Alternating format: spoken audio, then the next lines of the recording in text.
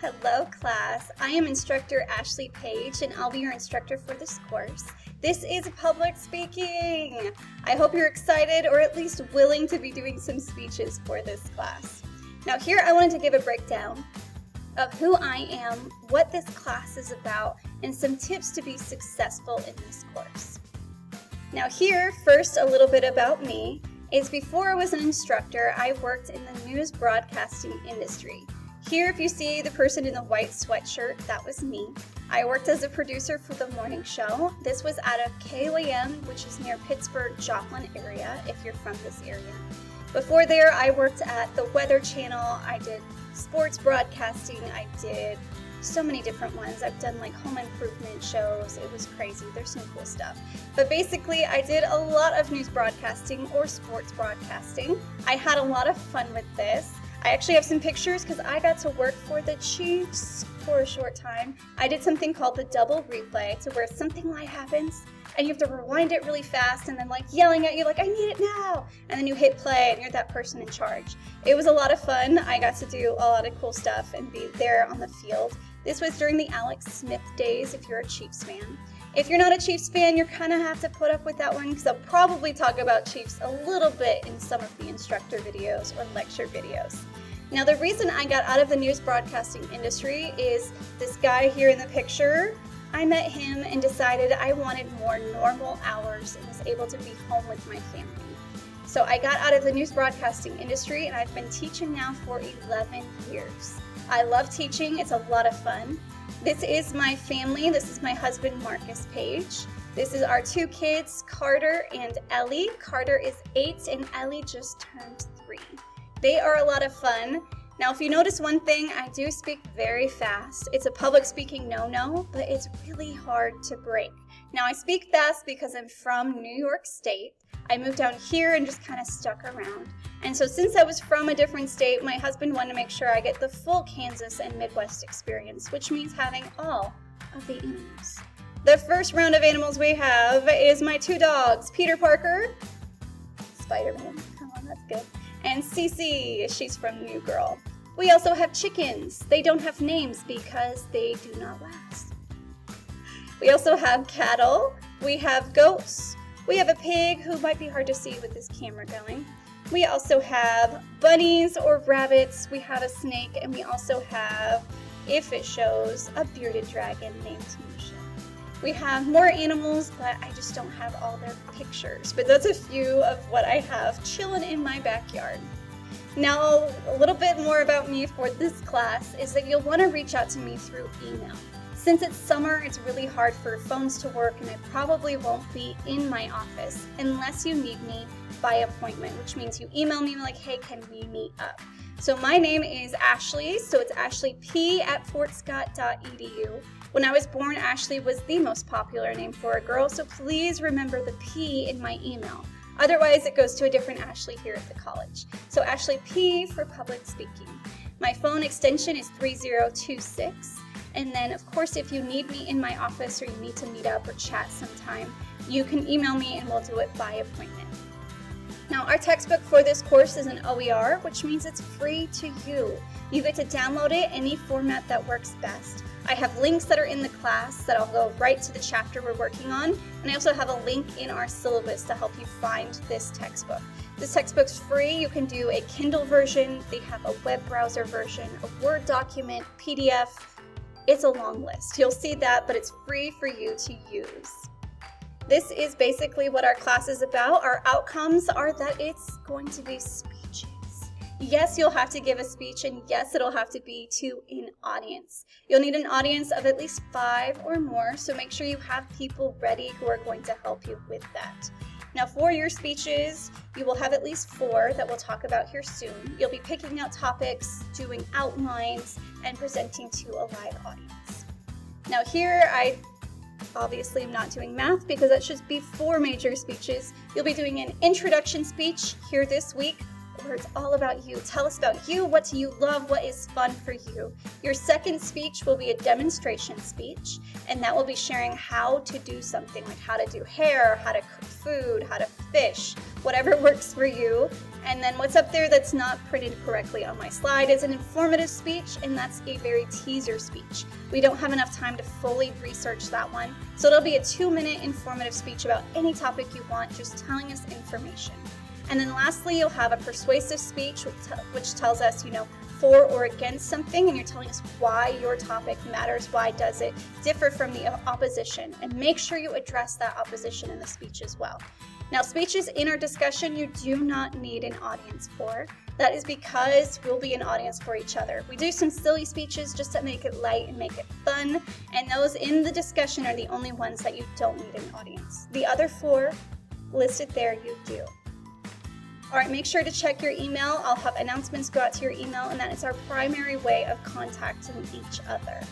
Now, speaking attire for your speeches, just make sure you wear something that you feel confident in. Wear something appropriate. That would help a lot. You don't want to wear a lot of swear words unless it's part of your speech. The big one here for your attire is not to wear hats. That's because students will wear it and they do this, and then I can't see their eye contact. So if you wear a hat, you just want to take that off for the speech. That way I see everything. And so for your speeches, you're going to want to do that, and you're also going to want to avoid chewing gum. Hopefully you can see why, but if you chew gum, it's just distracting and it just doesn't appear as professional. For your camera, I will give a full video here later of how to set up your camera, but basically we must see you presenting. Now here I'm looking at the camera, but that's what you should not do. Right now you are my audience, you are listening, but when you're giving a speech, I want you to set up the camera and look at your live audience. Do not look at the camera, look at the people you're presenting to. That is your audience, that's who you want to talk to, that's who you want to connect with. Now read from note cards is fine, but don't read from a computer screen. As soon as you do, you start doing this and we see your eyes going back and forth and it sounds robotic and it just will hurt your grade. Instead, use note cards and kind of flip through those. You look at your audience, not the camera, and you're going to do great. Now I'm going fast. I only have, I think, 15 minutes on this recording. So up next, we have uploading your speeches. Speeches are big files. They take a long time to upload. My biggest tip for you here is you could use YouTube, as uploading to YouTube is the fastest and also the easiest. You'll get a link that you can share and put in the submission area. And then YouTube, you can also change the privacy settings to unlisted, and that way only those you share the link with can view it. Now there is a studio mode that is in Canvas. That's brand new. I haven't played with it enough to show you what to do, but you could try that if you wish, but honestly, YouTube will be your best friend. Up next, you do not want to use ChatGPT to use writing out your whole speech, your outline. Now, it's a great source tool. It's a great way to use, like, hey, does this make sense? And you're trying to write stuff out or finding sources, it can be helpful, but do not use it to write your whole speech. I can tell when students do, and you don't want to do that. Your speeches, you want to make them conversational. You're talking with your audience. Don't read it as an essay. You're going to learn it is not reading an essay. It's giving information to your audience and connecting to them. ChatGPT will make it very formal and it just doesn't sound as human. Don't use that because you don't want to do that. I want to know your thoughts. I want to know what you think.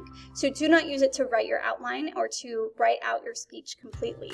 If you do, you will receive a 0 because I want to know your thoughts and I want to have you lay out the information in a way that connects with your audience.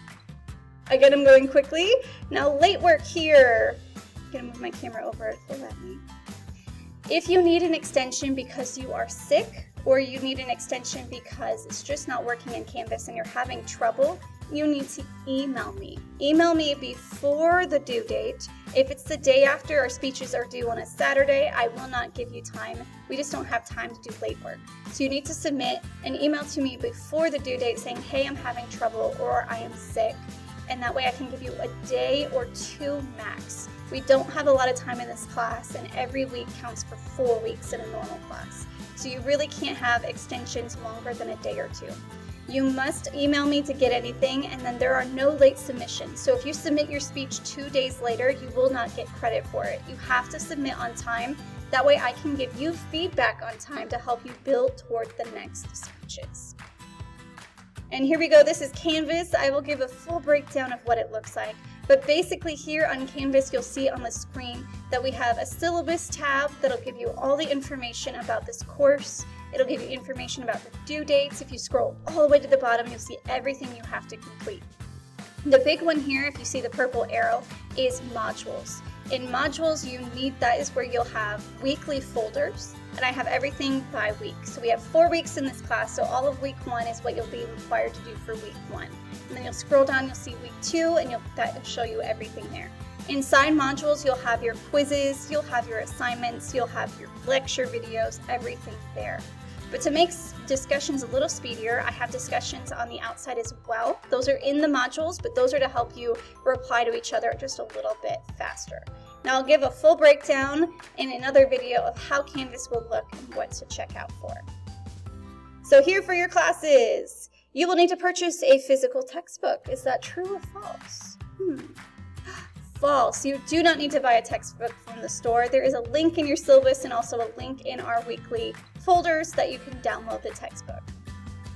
The next question, speeches, can you submit them late? No, you can't submit them late. We just do not have the time. Now again, if you need an extension for a day, email me and I can try and help you out. And then I think our last one here is consequences to cheating or using AI to write your outline is receiving a 0. That is true. Don't do it. Write it out as you would. I don't grade on grammar. I grade on saying, yes, the speech has a flow. I promise if you put in the effort, you're going to do great. Just do your best and you'll do well in this class. Now, if you have questions, reach out to me at ashleyp@fortscott.edu and then reach out to me anytime. I've had students email me in the middle of the night and I'll get back to you as soon as I can. But just know that if you have a weird question or you're just not sure, email me and I'm happy to help you. And I hope you all have a wonderful time in this class.